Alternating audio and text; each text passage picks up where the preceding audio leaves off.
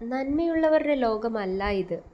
പിന്നെയോ തിന്മയും പിന്നിൽ നിന്ന് കുത്തലും ചതിയും അങ്ങനെ ദുഷ്ടചിന്തകൾ മാത്രം നിറഞ്ഞൊരു ലോകത്താണ് നമ്മൾ ജീവിക്കുന്നത്. ഞാൻ ആരെയെങ്കിലും കുറ്റം പറയുകയാണോ, അല്ലെങ്കിൽ ഇതെന്താ എപ്പോഴും നെഗറ്റീവ് മാത്രം പറയുകയാണ് എന്ന് നിങ്ങൾ ചിന്തിക്കുന്നുണ്ടാവും. പക്ഷേ ഞാനൊരു ഉദാഹരണം പറയട്ടെ. നമ്മൾ രാവിലെ ഒരു ന്യൂസ് പേപ്പർ എടുത്താൽ അതിൽ കാണുന്ന എത്ര പോസിറ്റീവ് വാർത്തകൾ ഉണ്ടാവും. പേപ്പർ തുറക്കുന്നതേ എന്തെങ്കിലും ഒരു നെഗറ്റീവ് വാർത്തയുമായിട്ടായിരിക്കും സാധാരണ എല്ലാ ദിവസവും തുടങ്ങാറുള്ളത്.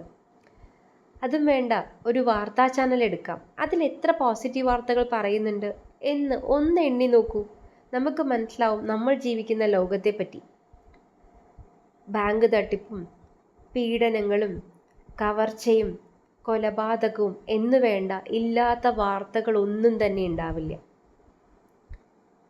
നമ്മൾ ഈ ജീവിക്കുന്ന ഇന്നത്തെ കാലത്ത് ഇങ്ങനെയാണെങ്കിൽ ഇനി വരുന്ന തലമുറ എങ്ങനെയായിരിക്കും ഒന്ന് ചിന്തിച്ചു നോക്കൂ.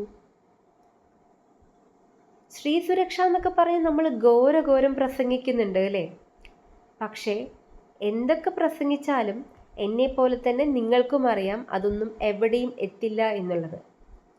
അല്ലെങ്കിൽ ഇത്ര പീഡനങ്ങൾ ഇന്നത്തെ കാലത്ത് നടക്കില്ലല്ലോ. അപ്പോൾ ഇത് ഇന്നത്തെ കാലഘട്ടത്തിലുള്ള അവസ്ഥയാണ് നമുക്ക് അറിയുന്നത് അല്ലേ?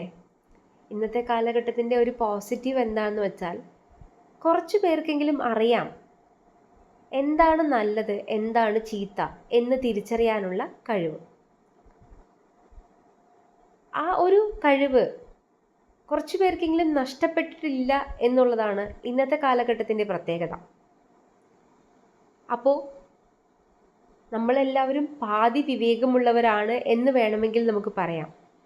പക്ഷേ ഇനി വരുന്ന തലമുറയോ, നമുക്കൊരു മോനോ മോളോ ഒക്കെ ഉണ്ടെങ്കിൽ അവർ ജീവിക്കാൻ പോകുന്ന തലമുറ എന്ന് പറയുന്നത് വളരെ ഭീകരമായിട്ടുള്ളൊരു അവസ്ഥയിലൂടെ ആയിരിക്കും കടന്നു പോകുന്നത്. കള്ളും കഞ്ചാവും അതൊക്കെ ഇന്നത്തെ കാലഘട്ടത്തിൻ്റെയാണ് അല്ലേ? ഇനി അതിൻ്റെ പുതിയ പുതിയ വകഭേദങ്ങളായിരിക്കും അവർ കടന്നു പോകുന്ന സ്റ്റേജസിൽ ഉണ്ടാവുക. നശിക്കേണ്ടത് ഏത് രീതിയിലാണ് എന്ന് മാത്രം തീരുമാനിച്ചാൽ മതി അവർക്കൊക്കെ. കാരണം അൾട്ടിമേറ്റ്ലി അവർ പോകുന്ന പാത്തുകളിലെല്ലാം അല്ലെങ്കിൽ അവരുടെ ഏർലി സ്റ്റേജസിൽ തന്നെ ഇതെല്ലാം അവരുടെ കൺമുന്നിലൂടെ ഇങ്ങനെ പോയിക്കൊണ്ടിരിക്കും. അവർക്ക് ചൂസ് ചെയ്യണോ വേണ്ടയോ അങ്ങനെ ഒരു ഓപ്ഷൻ പോലും ഉണ്ടാവില്ല. നിർബന്ധമായും ചൂസ് ചെയ്യേണ്ട ഒരു സാഹചര്യത്തിലൂടെ ആയിരിക്കും അവർ കടന്നു പോകുന്നത്. അപ്പോൾ ആ കാലഘട്ടം അവരെങ്ങനെയാണ് ഓവർകം ചെയ്യുക? എനിക്കത് ആലോചിച്ചിട്ട് ഇപ്പം തന്നെ പേടിയാണ് കേട്ടോ.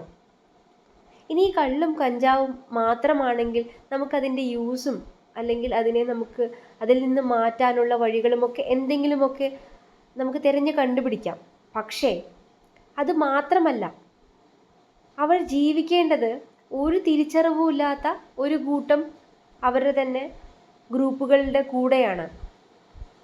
ആസിഡുകളും കത്തിമുനമ്പുകളും അല്ലെങ്കിൽ പെട്രോളോ മണ്ണെണ്ണയോ അല്ലെങ്കിൽ വേറെ പലതും ഇനി കണ്ടുപിടിക്കാൻ പോകുന്ന പല സാഹചര്യങ്ങളിലൂടെയും പരാജയം ഏറ്റുവാങ്ങാൻ അറിയാത്ത ഒരു കൂട്ടം മനുഷ്യരുടെ കൂടെയാണ് നമ്മളുടെ മക്കൾ ജീവിക്കുന്നത്. ഒരു പക്ഷെ അവരും അങ്ങനെ തന്നെ ആയിരിക്കാം. അപ്പോൾ അവരെ അങ്ങനെ ആക്കാതിരിക്കാൻ അല്ലെങ്കിൽ അവരെ അതിൽ നിന്നും പുറത്തു കടത്താൻ നമുക്ക് എന്ത് ചെയ്യാൻ പറ്റും എന്നുള്ളതാണ് നമ്മൾ ചിന്തിക്കേണ്ട ഏറ്റവും പ്രധാനപ്പെട്ട കാര്യം എന്ന് പറയുന്നത്. ഒരു മകളോ മകനോ ഉള്ള ഒരു അമ്മയ്ക്ക് ഞാൻ ഈ പറഞ്ഞ കാര്യങ്ങൾ വളരെ പെട്ടെന്ന് റിലേറ്റ് ചെയ്യാൻ പറ്റും. കാരണം അവരുടെയൊക്കെ മനസ്സിലെ പേടി എന്ന് പറയുന്നത് ഇതന്നെയായിരിക്കും. എൻ്റെ മകൾ ജീവിക്കുമ്പോൾ എന്തൊക്കെ ബുദ്ധിമുട്ടാണ് ഉണ്ടാവുക എന്നുള്ളതായിരിക്കും അവരുടെ ഏറ്റവും കൂടുതൽ അലട്ടുന്ന ഒരു പേടി എന്ന് പറയുന്നത്. വിദ്യാഭ്യാസം എന്ന് പറയുന്നത് നമ്മൾ കൊടുക്കുന്നുണ്ട് അല്ലേ? വിദ്യാഭ്യാസത്തോടൊപ്പം എങ്ങനെയാണ് അവർക്ക് സ്വയം സുരക്ഷയും അതുപോലെ തന്നെ പരാജയങ്ങൾ ഏറ്റുവാങ്ങാനുള്ള മനസ്സും അല്ലെങ്കിൽ തിരഞ്ഞെടുക്കുന്ന കൂട്ടുകാരോ അല്ലെങ്കിൽ ഒരു ഗ്രൂപ്പ് അവരുടെ തന്നെ ഒരു ഗ്രൂപ്പോ ഒക്കെ എങ്ങനെ തിരഞ്ഞെടുക്കാം എന്നുള്ളതിനെക്കുറിച്ചൊക്കെ നല്ല അവബോധം ഉണ്ടാക്കിയാൽ മാത്രമേ അവർക്ക് സർവൈവ് ചെയ്യാൻ പറ്റുള്ളൂ. വളരെ സ്ട്രോങ് ആക്കാം നമ്മുടെ മകനെയോ മകളെയോ ഒക്കെ നമ്മൾ നല്ല സ്ട്രോങ് ആക്കി വളർത്താം. വിദ്യാഭ്യാസം എന്നതുകൊണ്ട് അതുകൂടെ നമുക്ക് ലക്ഷ്യമിടാം. ബുക്കിലുള്ള കാര്യങ്ങൾ മാത്രം പഠിച്ച് ജീവിക്കുന്ന എന്നതിലുപരി വളരെ നല്ലൊരു തിരിച്ചറിവ് കിട്ടുന്ന മനസ്സിനുടമയാക്കി മാറ്റുക എന്നുള്ളത് കൂടെ നമുക്ക് അവർക്ക് കൊടുക്കാം.